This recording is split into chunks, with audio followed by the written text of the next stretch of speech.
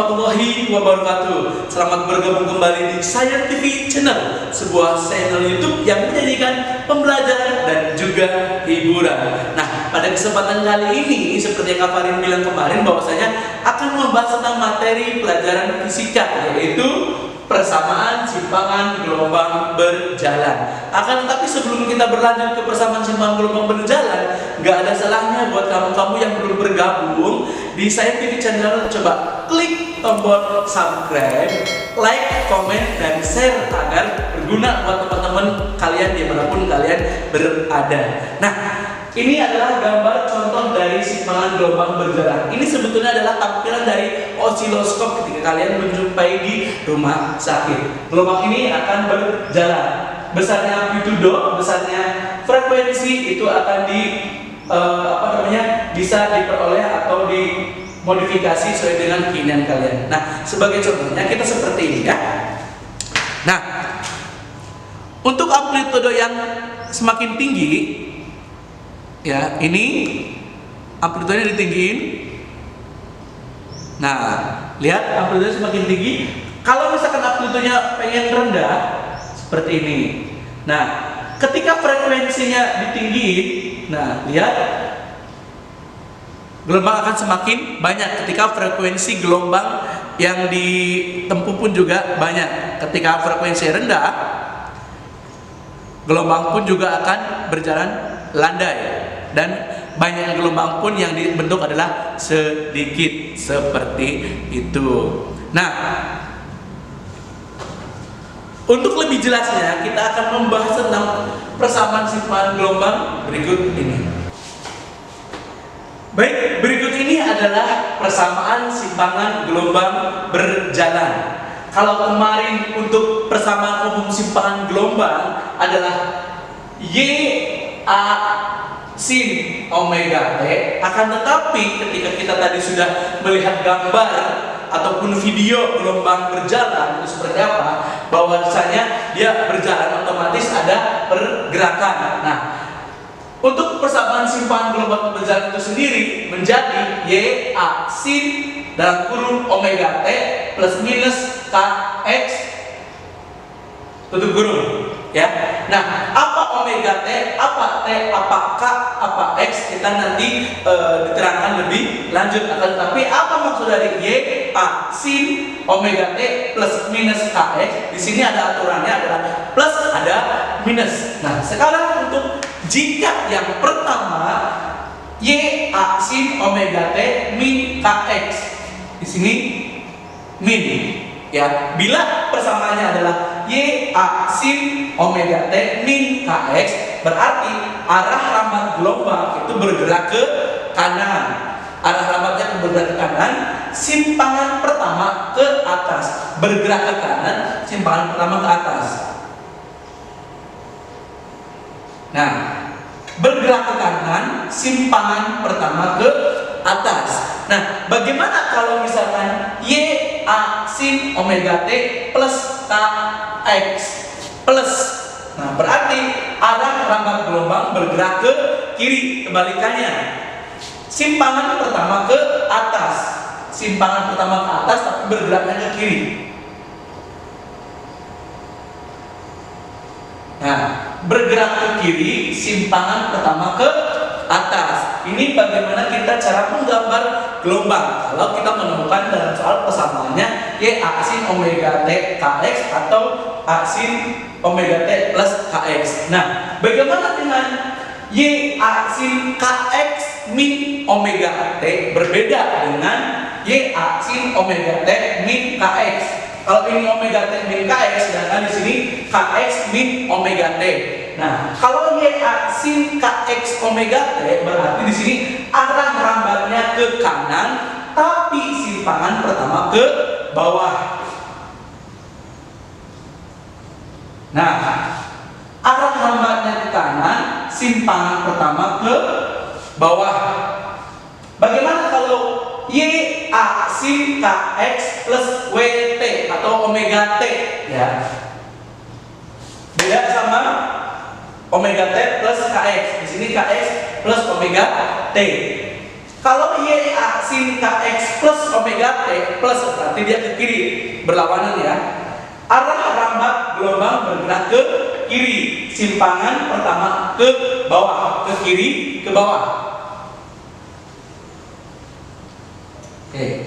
Arah rambatnya ke kiri, simpangan pertama ke bawah. Nah, ini adalah arti dari Y A sin omega T plus minus Kx. Bagaimana yang plus, bagaimana yang minus. Sekarang dari persamaan Y A sin omega T plus minus Kx, kita akan mendapatkan besaran-besaran lain. Di antaranya sebagai berikut ini. Baik, berikut ini adalah besaran-besaran lain yang bisa kita peroleh dari Y A sin omega T plus minus Kx. Ini adalah simpangan gelombang berjalan. Nah, besaran-besaran lainnya itu adalah Y, udah tahu ya, besar simpangan gelombang. A di sini adalah amplitudo gelombang, omega di sini adalah kecepatan sudut gelombang atau frekuensi sudut gelombang, di mana satuannya itu adalah radian per sekon, di mana dari kecepatan sudut gelombang bisa diperoleh periode sama frekuensi. Omega sama dengan 2pi per T, omega sama dengan 2pi dikali F. Karena apa? T sama dengan 1/F atau F sama dengan 1/T ya. Nah, sekarang T itu adalah periode gelombang, F adalah frekuensi gelombang. Nah, K di sini adalah bilangan gelombang. Bilangan gelombang itu sendiri ada rumusnya tersendiri. 2pi dibagi lambda. Lambda itu apa?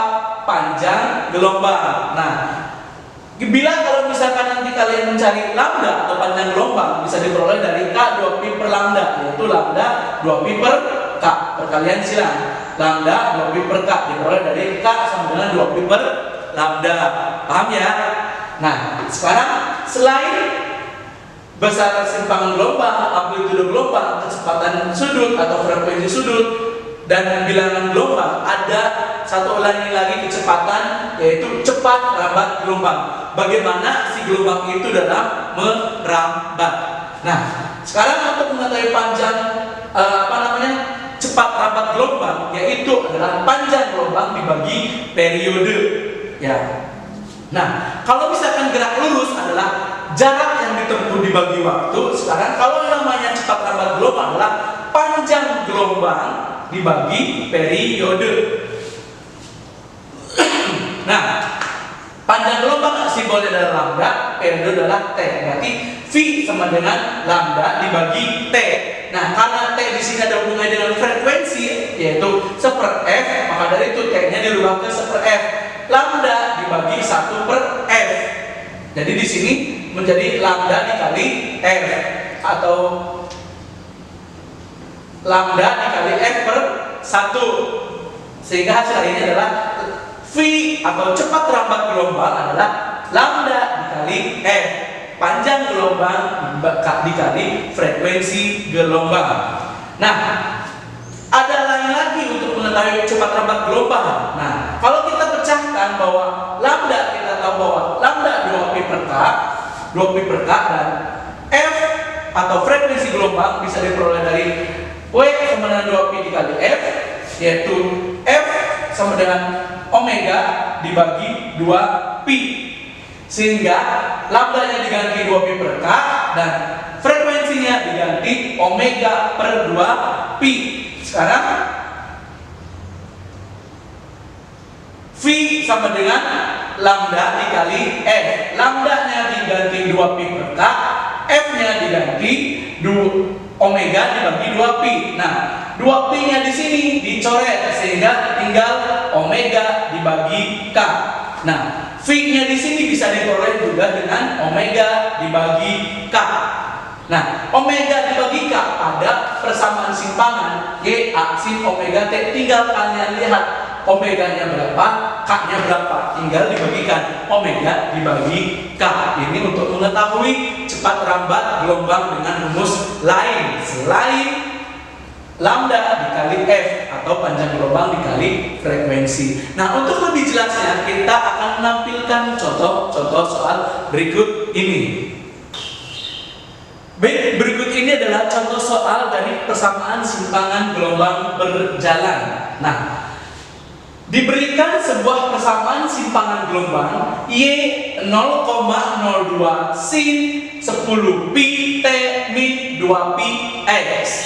Nah, tentukan arah lambat gelombang, arah simpangan pertama, gambarkan gelombang. Nah, mengacu ke pertanyaan ini, arah lambat gelombang, arah simpangan pertama kemana arahnya? Ini mengacu ke Y A sin omega T plus minus Kx, apakah dia plus atau minus. Nah, sementara di sini pada soal adalah Y 0,02 sin 10 pi T min 2 pi X min. Ya, otomatis kalian tahu nanti arah lambat gelombangnya kemana dan arah simpangan pertama gelombang kemana. Nah, yang B, amplitudo gelombang. A, C, kecepatan sudut gelombang omega, periode gelombang T, frekuensi gelombang F, bilangan gelombang K, G, panjang gelombang lambda, cepat lambat gelombang V. Nah, sekarang pada soal Y 0,02 sin dalam kurung 10 pi T min 2 pi X. Nah, sekarang kalau misalkan masukin ke rumus Y A sin omega T min Kx, berarti di sini min. Arah lambat gelombangnya adalah ke kanan. Omega T Kx berarti arah simpangan pertama dia ke atas. Berarti bisa dituliskan seperti ini. Arah lambatnya ke kanan, simpangan pertama ke atas. Simpangan pertama ke atas, arah lambatnya ke kanan. Arah lambatnya ke kanan, simpangan pertama ke atas. Arah lambat ke kanan, simpangan ke atas. Nah, sekarang berapa amplitudo gelombang? Kita udah tahu amplitudo gelombang 0,02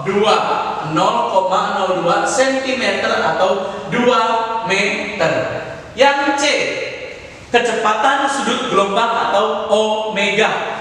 Kecepatan sudut gelombang atau omega di sini sudah tahu adalah 10 pi radian per sekon. Yang D, periode gelombang bisa diperoleh dari rumus kecepatan sudut gelombang. Periode gelombang T berarti omega 2 pi per T. Untuk mencari T berarti di sini adalah 2 pi dibagi omega. 2 pi omeganya berapa? 10 pi. Coret pi-nya. 2 dibagi 10 adalah 0,2 sekon. Ya. Atau 1/5 boleh. 1/5 sekon. Nah, E, sekarang frekuensi gelombang. Yang namanya frekuensi gelombang itu adalah F. Bisa diperoleh secara langsung. F sama dengan 1/T. 1/T-nya berapa? 1/5. Jadi 1 dikali 5/1 sama dengan 5 Hz. Atau bisa juga diperoleh dari omega 2 pi dikali F. Untuk mencari F berarti omega dibagi 2 pi. Omeganya berapa? 10 pi dibagi 2 pi. Pi coret. 10 dibagi 2, 5 Hz. Sama 5 Hz. Baik itu diperoleh dari seper T atau seper periode, ataupun juga omega dibagi 2 pi. Nah, untuk selanjutnya adalah bilangan gelombang. F, bilangan gelombang. Itu simbolnya adalah K. Langsung saja, K adalah 2 pi. K adalah 2 pi. Nah, untuk G apa? Panjang gelombang. Panjang gelombang atau simbolnya adalah lambda bisa diperoleh dari K sama dengan 2pi dibagi lambda, atau lambda itu adalah 2pi dibagi K. 2pi K-nya itu sendiri adalah 2pi. Jadi 2pi dibagi 2pi 1 meter.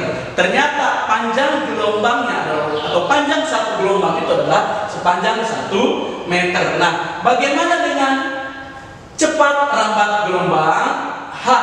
Cepat rambat V bisa diperoleh dari lambda dikali F. Lambdanya itu adalah 1, F-nya itu adalah 5. 1 dikali 5, 5 meter per sekon. Atau dengan rumus lain yang sudah kita tadi temukan, V sama dengan omega dibagi K. Omega itu adalah konstanta T. Konstanta T, omeganya adalah 10 pi. K-nya itu sendiri adalah 2 pi. 10 pi dibagi 2 pi sama dengan 5 meter per sekon. Sama, baik itu diperoleh dari lambda dikali F ataupun omega dibagi K. Nah, contoh soal ini adalah mengenai cepat arah rambat gelombang itu ke kanan, karena di sini min. Bagaimana dengan cepat rambat gelombang ke kiri? Otomatis kalau misalkan ke kiri, dia di sini plus, tinggal dia itu arahnya ke kiri, simpangan pertama ke atas seperti itu. Tapi di sini tadi kan min. Nah, ada contoh lain juga yang versi seperti ini, tapi dengan contoh soal yang lainnya. Kita simak contoh soal berikutnya.